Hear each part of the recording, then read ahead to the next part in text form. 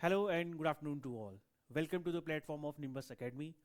This is a no nonsense answer writing workshop जहाँ पे आपको टॉपिक पढ़ाया जाएगा, आपको थोड़ा एक्सप्लेन किया जाएगा, आपको क्वेश्चन दिए जाएंगे, आपने क्वेश्चन लिख के देने हैं और हमें बताना है कि कैसे आपने आंसर लिखे हैं। I mean we will be evaluating your sheets. So आज का lecture short to the point crisp, जहाँ पे थोड़ा सा एनालाइज करेंगे कि कैसा आर्ट एंड कल्चर का पोर्शन रहा है और शुरुआत करेंगे इस वर्कशॉप की। देखो, द आपका जितना भी सिलेबस है उस सिलेबस में मैं अंकित शर्मा कवर कर रहा हूँ GS1। तो GS1 ऐसा नहीं है कि हम कोई यहाँ पे स्प्रिंट रेस दौड़ रहे हैं, आराम आराम से समय लेके step by step bit by bit चीज़ों को देखेंगे। तो first portion we are going to cover today is art and culture. ठीक है, आर्ट एंड कल्चर संस्कृति जो आपका पार्ट है, हिंदी इंग्लिश दोनों यहाँ पे इस टॉपिक को एब्जॉर्व कर सकते हैं, यहाँ से सीख सकते हैं। तो फर्स्ट टॉपिक लेते हैं। मैं फिर बता रहा हूँ, आई विल बी टेकिंग GS1, उसका यूनिट 1 हम शुरू कर रहे हैं। यूनिट 1 में भी बिल्कुल स्टार्टिंग पॉइंट पे आपके फंडामेंटल बेसिक तरीके से आर्ट एंड कल्चर की शुरुआत कर रहे हैं। आर्ट एंड कल्चर थोड़ा कंफ्यूजिंग है कईयों के लिए आसान है, बट गेम चेंजर है। क्यों, वो मैं बताता हूँ। This is your art and culture. Simple, भूल जाओ सब कुछ, बस ये आर्ट एंड कल्चर अभी याद रखो। This is your syllabus. Syllabus में देखो, एक तो है historical perspective of Indian culture heritage. ये सिलेबस ऑफिशियल वेबसाइट जो है HPPSC की, वहां से लिया गया है। क्या है ये? Historical perspective of Indian culture. तो आपको एक चीज याद रखनी है कि इसमें इंडियन कल्चर की हेरिटेज की बात की है। हेरिटेज क्या होता है? जो चीजें समेट के, पुरानी चीजें जो हमारी धरोहर है उसको हम लेके आए हैं। अब हिस्टोरिकल जो हेरिटेज है उसमें ना सिर्फ वो चीजें हैं जो आपको दिखती हैं। ताजमहल हमारी धरोहर है, हमारी धरोहर कुतुब मीनार है, ठीक है। उसी तरह से सांची स्तूपा है, या बहुत सारे फेमस मंदिर हैं, वो सब हमारी धरोहर है। लेकिन धरोहर सिर्फ फिजिकल थिंग्स में नहीं है। इवन योगा हमारी धरोहर है, हमारे फेस्टिवल्स हमारी धरोहर है, हम कैसे वसुधैव कुटुंबकम की बात करते हैं पूरी दुनिया में, वो भी हमारी धरोहर में काउंट होता है। तो एक चीज याद रखनी है आपने, Indian culture heritage does not mean कि जो चीजें दिख रही है सिर्फ वही है। नॉन इंटेंजिबल यानी जिन चीजों को हम नहीं छू सकते, वो चीजें भी, वो ज्ञान भी इस धरोहर में आता है। तो दोनों चीजें आपको कॉम्बिनेशन में पढ़नी है। फिर आर्ट वाला पार्ट है, लिटरेचर पार्ट है। तो लिटरेचर देखो क्या कह रहा है हमारा, Jain literature, Buddhist literature, Sanskrit literature है। तो वो इंपॉर्टेंट से पार्ट और क्या उनसे सीखने को मिला, संगम लिटरेचर है, वो हमें पता होना चाहिए। फिर सिलेबस में सामने मेंशन है कुछ आर्ट फॉर्म्स हमें एंशिएंट टाइम से लेकर 1947 तक पढ़नी पड़ेगी। क्या क्या है? आपको मेजर स्ट्रक्चर और रॉक कट टेम्पल पता होना चाहिए। रॉक कट क्या होता है? कोई भी रॉक है, ठीक है, उसको आपने काट काट के कोई टेम्पल बनाया है, वो आ गया रॉक कट। फिर स्ट्रक्चर क्या आ गया? उस रॉक को बड़े बड़े उसके ब्लॉक्स काटे, किसी और जगह ले गए, उसको आपने वहां पे असेंबल किया और उसका मंदिर बना दिया, कोई और स्ट्रक्चर बना दिया, तो वो बन जाएगा स्ट्रक्चर। ठीक है, तो ये मंदिरों की पूरी कहानी यहाँ पे आपसे मांगी गई है। आर्किटेक्चर जैसे ताजमहल है, स्कल्पचर जैसे नटराज है, और पेंटिंग के मेजर स्कूल जितने भी स्कूल्स हैं, चाहे वो नेशनल लेवल पे है चाहे वो लोकल लेवल पे है, उन सब का ज्ञान आपको होना चाहिए। बिल्कुल छोटा सिलेबस है, हार्डली 2-3 क्वेश्चन यहां से बनते हैं। इस पोर्शन के बाद आगे चेक करते हैं दैट क्या चल रहा है आर्ट एंड कल्चर में। तो अब यहां से आपका द मोस्ट इंपॉर्टेंट पार्ट शुरू होता है, जो है analytical part of art and culture. तो यहां आप देखोगे कि HPPSC एग्जाम में थोड़ा सा एनालाइज करके देखते हैं किस तरह के क्वेश्चन पूछे जा रहे हैं। पहली बात है, डिस्क्रिप्टिव और एनालिटिकल क्वेश्चंस की तरफ ज्यादा ध्यान दिया जा रहा है। ठीक है, जो क्वेश्चन एनालाइज करने हो, जिनमें आपको बोला जाए कि यहाँ पे क्रिटिकली एनालाइज कीजिए, सही गलत क्या है, ऐसे क्वेश्चन आप देखोगे ज्यादा पूछे जा रहे हैं। ये पूछते पिछले 7-8 साल से जो भी एग्जाम आया उन सबका डाटा है। नोट लिखने को कहा जा रहा है, डिस्कस एक्सप्लेन, ये कीवर्ड्स हैं, ये कीवर्ड्स भी आ गया क्वेश्चन में, हर चीज एक्सप्लेन करेंगे। जो static Indian culture and art है, स्टैटिक मतलब जो ऑलरेडी है, जैसे आपको बताया हमारी धरोहर है, वहां से क्वेश्चन ज्यादा पूछे जा रहे हैं। करंट अफेयर्स का फोकस बिल्कुल कम है, और दूसरी बात है आर्ट एंड कल्चर में करंट अफेयर इतना इंटीग्रेट नहीं हो पाता। हम करने की कोशिश करेंगे, बट इतना इंटीग्रेट नहीं हो पाता क्योंकि हिस्ट्री से रिलेटेड है। ठीक है, तो यहाँ पे करंट अफेयर ज्यादा पढ़ने की जरूरत नहीं है। साथ में कैसे चीजें इवॉल्व हो रही है समय के साथ, वो चीजें ज्यादा पूछी जा रही है। तो ये किस पे आ गया? पैटर्न एंड क्वेश्चन एनालिसिस पे। अगली चीज चेक करेंगे, तो टॉपिक्स क्या क्या ज़्यादा पूछे जा रहे हैं। मैंने आपको ऑलरेडी टॉपिक्स वहाँ पे बता भी दिए कि क्या सिलेबस है। तो देखो, लिटरेचर से अभी तक एक या दो क्वेश्चन आया कि संगम लिटरेचर के बारे में बताओ, जैन लिटरेचर के बारे में बताओ। आर्किटेक्चर की बात करें तो Mauryan, rock cut, south Indian temple, इन पे ज़्यादा फोकस है। पेंटिंग्स एक फेमस टॉपिक रहा है, तो मुगल पेंटिंग्स की तरफ ज़्यादा ध्यान दिए गए यहाँ पे, ठीक है। But this portion has to be the most important, सबसे important. Culture as a concept की बात सबसे ज़्यादा की गई, बिकॉज देखो, आपको संगम लिटरेचर के बारे में पता है, 4 पॉइंट लिखोगे नंबर मिल जाएंगे। आपको मुगल पेंटिंग्स के बारे में पता है, 4 पॉइंट लिखोगे नंबर मिल जाएंगे। लेकिन जब कल्चर के कंसेप्ट के ऊपर क्वेश्चन हो कि कैसे कल्चर सोसाइटी को चेंज कर रही है, कल्चर में क्या चेंज आ रहे हैं, ये क्वेश्चन थोड़े से डाइसी या फिर कंफ्यूजिंग हो जाते हैं। बिकॉज इनमें आपको एनालिटिकल स्किल्स ज़्यादा यूज़ करने पड़ेंगे। आपको अपनी ऑब्जर्वेशन से देखना पड़ेगा कि कहाँ पे जो कल्चर में चेंज आ रहा है वो डे टू डे लाइफ से कैसे कोरिलेट किया जाए, कैसे आंसर्स में लिखा जाए। तो यहाँ पे थोड़ी सी कंफ्यूजन हो जाती है, ठीक है। बट ये तो पता लग गया कि कल्चर एज अ कंसेप्ट ये सबसे डोमिनेटिंग पार्ट रहा है। फिर देखो क्या फ्रीक्वेंसी है, डिस्ट्रीब्यूशन देखेंगे तो कल्चर की सबसे ज्यादा है। ओवरऑल जितने भी क्वेश्चन आए हैं आर्ट एंड कल्चर के, सबसे ज्यादा फ्रीक्वेंसी किसकी है? आर्ट एंड कल्चर में, कल्चर एज अ कंसेप्ट की। आर्किटेक्चर की भी है बट उतनी नहीं है। सबसे कम हमें लिटरेचर देखने को मिली है, ठीक है। ये सारा एनालिसिस कहाँ से किया गया है?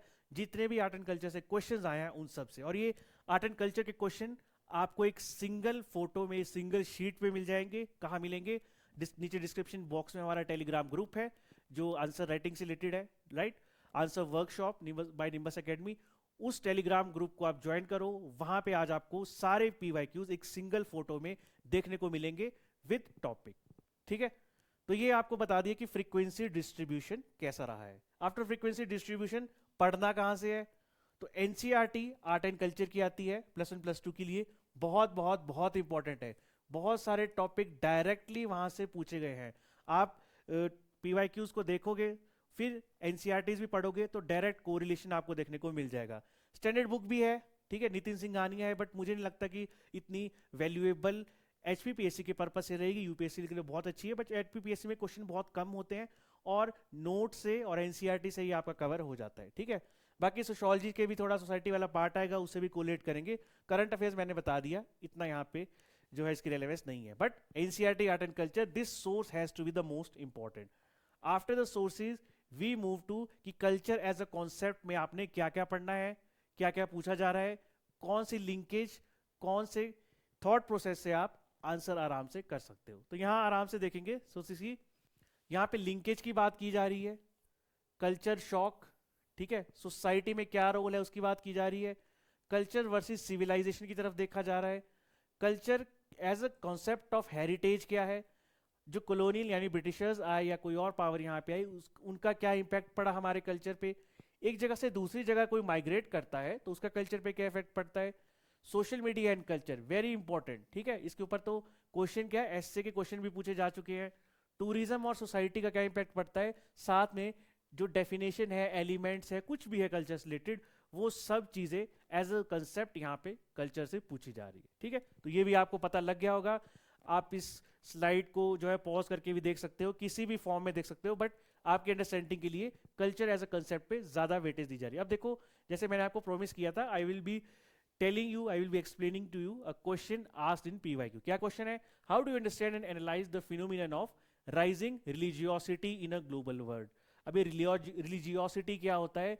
ये होता है कि जो धर्म है उसकी तरफ इस समय या फिर करंट इवेंट्स में ज्यादा ध्यान दिया जा रहा है। लोग रिलीजन की तरफ ज्यादा बढ़ रहे हैं, इस चीज को समझो भी और एनालाइज भी करो। तो ठीक है, करते हैं। इंट्रोडक्शन में हम क्या लिखेंगे कि ठीक है जी, रिलीजियोसिटी बहुत ज्यादा बढ़ रही है, लेकिन इसके कुछ सोशल, कल्चर और साइकोलॉजिकल 3 डायमेंशन में, ठीक है, सामाजिक, सांस्कृतिक और साइकोलॉजिकल मनोवैज्ञानिक फैक्टर्स यहाँ पे है। क्या क्या है? लोग अपनी आइडेंटिटी सर्च करना चाहते हैं। इस तरह से आप इंट्रोडक्शन लिखोगे, की पॉइंट्स पे आओगे और हेडिंग दोगे, हेडिंग को डब्बे में डालोगे, बेहतर रहेगा। तो आइडेंटिटी अपनी ढूंढना चाहते हैं लोग, जो है रिलीजन की तरफ भाग रहे हैं ताकि उनकी कुछ आइडेंटिटी बने, उनकी भी पहचान बने। दुनिया बहुत तेजी से बदल रही है, चाहे माइग्रेशन है, टेक्नोलॉजी है, तो अपनी एक पहचान हो, एक लाइफ में पर्पस हो, इसके लिए भाग रहे हैं रिलीजन की तरफ। नेक्स्ट, सोशल अपीवल, यानी कि सामाजिक तौर पे कुछ देखा जाए। पूरी दुनिया में राजनीतिक कॉन्फ्लिक्ट चल रहे हैं, ठीक है, आर्थिक अनसर्टेनिटी बनी हुई है, हेल्थ के ऊपर इशू है। अब देखो, आप कोविड आया, यूक्रेन में लड़ाई हुई या कोविड आया, जब भी फियर आता है, जब भी लड़ाई होती है, लोग किसको याद करते हैं? भगवान को। ठीक है, तो इन लड़ाइयों, इन बीमारियों और कोविड के फेस के बाद भगवान की तरफ लोग ज़्यादा पुश हो गए। ये आपने एक्सप्लेन कर दिया। थर्ड, कल्चरल टेंशन है। कल्चरल टेंशन का क्या मतलब होता है कि मैंने अपना यहाँ पे धर्म बचाना है, ठीक है, मैंने अपना कल्चर बचाना है। तो माइग्रेशन होती है, लोग अपने देश के साथ अपने धर्म को जोड़ते हैं, अपने कल्चर को जोड़ते हैं, जिसकी वजह से ये जो धर्मांतता है ये थोड़ी सी ज़्यादा बढ़ जाती है। और कल्चर को इस तरह लिया जाता है कि भैया हमें तो इसको डिफेंड करना पड़ेगा तभी कुछ फ़ायदा होगा, ऐसे कोई फ़ायदा नहीं है। उसके बाद टेक और मीडिया, सोशल मीडिया कितना आ चुका है, तो वो सोशल मीडिया जो भी हमारी धार्मिक थॉट्स है उसको एम्पलीफाई करता है। एम्पलीफाई मतलब कि जो हम सोच रहे हैं ठीक ऐसा ही होना चाहिए, ठीक है। ये पूरी दुनिया में स्प्रेड होता है ये बिलीव्स, जैसे कि न्यू एज मूवमेंट। अब न्यू एज मूवमेंट क्या है? दिस मूवमेंट वाज लॉन्च कि हमें खुद का भला करना है, ठीक है, हम अपने हेल्थ, मेडिटेशन, खुद के ऊपर ज़्यादा ध्यान देंगे रेदर की औरों के ऊपर। तो वो सोशल मीडिया पे सब चीज़ें दिखती है और लोग किसकी तरफ बढ़ जाते हैं? धर्म की तरफ। तो कंक्लूजन क्या निकलता है कि जो रिलीजियोसिटी है वो रिस्पॉन्स है कि दुनिया में जो चल रहा है उसका हमें पता नहीं है, क्या वो सही है, गलत है, कभी कुछ भी हो सकता है। तो हम बेहतर हैं रिलीजन की तरफ रहें, चाहे वो ट्रेडिशनल फॉर्म में है या फिर साइकोलॉजिकल या कम्युनल या सोशल, किसी भी फॉर्म में देख लो, इसलिए हम धर्म की तरफ ज़्यादा बढ़ते जा रहे हैं। फिर बात आती है राइजिंग रिलीजियोसिटी। तो यहाँ पे ठीक ऐसा ही डायग्राम आपको ड्रॉ करना है, ठीक है, बीच में टॉपिक लिखोगे, यहाँ पे आ जाएगा फिर बॉक्सेस में जो आप टॉपिक देख रहे हो, ठीक है। सेम डायग्राम यही ड्रॉ करोगे, इसके सब पार्ट्स ड्रॉ करोगे और आपका आंसर हो गया। सिर्फ 150 वर्ड्स में ये आंसर पूछा गया था, तो आपने आंसर की पूरी डिमांड को विद एग्जांपल अच्छे से कवर कर दिया। But please remember this flow chart, सिर्फ एक फ्लो चार्ट है, इसको आप आगे आंसर में भी लिखने वाले हो, ठीक है। ये एक PYQ था जिसको मैंने यहाँ पे सॉल्व किया। अब देखो इम्पैक्ट क्या पड़ा है सोशल मीडिया का, ये एक टॉपिक है, ठीक है, बहुत कॉमन टॉपिक है और पूछा भी जाता है क्या इम्पैक्ट पड़ा है सोशल मीडिया का। So we have connection and sharing, कुछ पॉजिटिव है, जैसे पूछा जाता है कि आपसे मान लो कि अगर बारिश हो रही है तो बारिश के पॉजिटिव और नेगेटिव इम्पैक्ट क्या है। अब बारिश का इम्पैक्ट क्या है? बारिश का इम्पैक्ट पॉजिटिव भी होता है, नेगेटिव भी होता है। सिर्फ इम्पैक्ट पूछा गया तो देखते हैं। फर्स्ट आ गया कनेक्शन एंड शेयरिंग। बड़े बड़े सेलिब्रिटीज है, फेस्टिवल्स है, सबसे कनेक्ट करने का मौका मिलता है। ऐसा म्यूजिक जिसको और कोई नहीं सुन सकता था, जैसे हिमाचल का अपना फोक म्यूजिक है, उसको अच्छे से सुना जा रहा है, डांस सीखा जा रहा है। एग्जाम्पल इसमें आप कोई भी कोड कर सकते हो, ठीक है। तो इसका मतलब है कि सोशल मीडिया की हेल्प से हमें खुद को दूसरों को दिखाने में और दूसरों को देखने में हेल्प मिली है। सेकंड पॉजिटिव चीज एम्पावरमेंट एंड डाइवर्सिटी।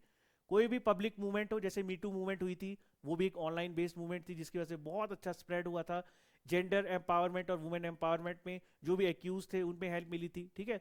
और कोई भी वल्नरेबल सेक्शन है, सबको अपनी आवाज उठाने का मौका देता है कौन? Social media. नया कुछ खाना है, नई आइडेंटिटी है, आप शेयरिंग करके जो है अपनी एक नई पहचान बनाते हो सोशल मीडिया के थ्रू, ठीक है। तो दो आगे इसके क्या आगे? करेक्शन एंड शेयरिंग और एम्पावरमेंट एंड डाइवर्सिटी। अब नेगेटिव एस्पेक्ट में भी देखेंगे पोलराइजेशन। पोलराइजेशन क्या होता है? दो पोल्स है, नॉर्थ पोल साउथ पोल, तो आप किसी एक तरफ झुक जाते हो। जैसे कुछ फेक न्यूज है, र्यूमर है, आधा अधूरा पक्का, कुछ सच झूठ, सब कुछ फैलता रहता है। कुछ लोग इस तरफ हो जाते हैं, कुछ उस तरफ हो जाते हैं। तो ये पोलराइजेशन सबसे ज्यादा देखने को मिलती है सोशल मीडिया की वजह से। उसके अलावा फार्मर प्रोटेस्ट था, जो कि एक बहुत छोटा रीजनल प्रोटेस्ट था, लेकिन सोशल मीडिया की वजह से वो पूरे इंडिया में फैल गया और वो बन गया मास प्रोटेस्ट और रिलीजियस पोलराइजेशन यहाँ पे देखने को मिली, ठीक है। उसके अलावा आइडियोलॉजी यानी कि आइडियाज के बेस पे, ताकि वो धार्मिक हो, सामाजिक हो, राजनीतिक हो, उनके बेस पे भी हमें कॉन्फ्लिक्ट देखने को मिलता है, ठीक है। बहुत सारे कॉन्फ्लिक्ट हमें देखने को मिले हैं, जैसे हमें राम टेम्पल में भी देखने को मिला, कांवड़ यात्रा के समय देखने को मिला, ये इसके एग्जाम्पल है। और क्या नेगेटिव इंपैक्ट पड़ते हैं? Fragmentation and turmoil. फ्रेगमेंटेशन का मतलब होता है कुछ चीजों का टूट जाना, जैसे कि करेक्टर चेंज और वायलेंस के लिए बुलावा। तो आवाज जो है, कोई भी वायलेंस जो है वो एक आइडिया से उठती है, तो पहले वो आइडिया स्प्रेड कहाँ किया जाता है? लोगों का एक व्यू पॉइंट बनाया जाता है सोशल मीडिया के थ्रू, और उससे जो है आगे वायलेंस भी हमें बहुत सारी देखने को मिली, चाहे वो मॉब लिंचिंग हो या कुछ और वायलेंस हो। अभी आप बांग्लादेश में इश्यू देख रहे होंगे, ठीक है। तो वो सारा सोशल मीडिया पे स्प्रेड हो रहा है और लोग वायलेंस की तरफ इंसाइट हो रहे हैं। बॉडी शेम किया जाता है। बॉडी शेम कैसे? आप अच्छे दिख रहे हैं, नहीं दिख रहे हैं, उसके ऊपर टिप्पणी होगी, कमेंट होंगे, लाइक होंगे, एक सेट स्टैंडर्ड, बहुत हाई स्टैंडर्ड होंगे ब्यूटी के, कि इस तरह से ब्यूटी स्टैंडर्ड अगर आप मैच कर रहे हो तो आप सोशल मीडिया में सर्वाइव कर सकते हो, वरना नहीं कर सकते हो। तो जो नहीं कर सकता उसको फिर दुख होता है कि मैं इतने हाई स्टैंडर्ड्स को फॉलो नहीं कर रहा हूँ। साथ में कल्चर की रेडिकलाइजेशन भी होती है। कल्चर की रेडिकलाइजेशन का मतलब है कि आप अपने कल्चर को सबसे ऊपर मानते हो, आप बोलते हो कि मेरा कल्चर रहना चाहिए, किसी और का नहीं होना चाहिए, ठीक है। तो वो उस वजह से कॉन्फ्लिक्ट होते हैं, लड़ाइयाँ होती है। तो ये सारा इश्यू चला है सोशल मीडिया की वजह से। पर्टिकुलरली इंडियन कल्चर पे इसका क्या इंपैक्ट पड़ रहा है, कुछ एग्जांपल भी है यहाँ पे। कावड़ यात्रा का हो, फार्मर्स का हो, टी सीरीज का हो, तैमूर राम टेम्पल डिबेट, ये सारा हमें सोशल मीडिया पे देखने को मिला, ठीक है। तो सोशल मीडिया का मैंने आपको एक 360 डिग्री ओवरव्यू दे दिया है। आप यहाँ पे अच्छे से पढ़ सकते हो, पॉइंट्स को, एग्जाम्पल देख सकते हो, और ठीक वही डायग्राम, वही फ्लो चार्ट जो पिछले क्वेश्चन में आपसे डिस्कस किया, वही मैं आपसे एक्सपेक्ट करता हूँ। तो इस टॉपिक के बेस पे आपको लिखना है एक क्वेश्चन। ये क्वेश्चन आपको बहुत बड़ा लग रहा होगा देखने में, लेकिन बहुत ईजी है। क्या स्टेटमेंट है? Social media has emerged as a powerful force reshaping Indian culture. Indian culture को क्या कर रहा है? ये रीशेप कर रहा है, कंस्ट्रक्टिव, निर्माण के बेस पे भी, एंड डिसरप्टिव, यानी कि ये इसके लिए, हमारे कल्चर के लिए खराब भी है। दो पॉइंट्स पूछे गए, कंस्ट्रक्टिव भी और डिस्ट्रक्टिव भी, ठीक है। तो क्रिटिकली एग्जामिन कर लो। क्रिटिकली का मतलब है आपको पॉजिटिव नेगेटिव दोनों चीजें दिखनी है। आज फर्स्ट डे है आंसर राइटिंग का, so I will be very simple, very basic in answer writing domain. आपको पॉजिटिव नेगेटिव लिखने हैं कि क्या इंपैक्ट पड़ रहा है सोशल मीडिया का इंडियन कल्चर में, लेकिन कैसे? सुटेबल कंटेम्पररी, कंटेम्पररी का मतलब होता है जो अभी चल रहा है, उसके एग्जाम्पल्स के साथ, ठीक है। ये चीज आपको याद रखनी है, कंटेम्पररी यानी अभी जो चल रहा है उसके बेसिस के साथ। तो वो मैंने आपको टॉपिक पढ़ाया, आज स्टार्टिंग है तो बिल्कुल बेसिक से शुरू करेंगे, ठीक है।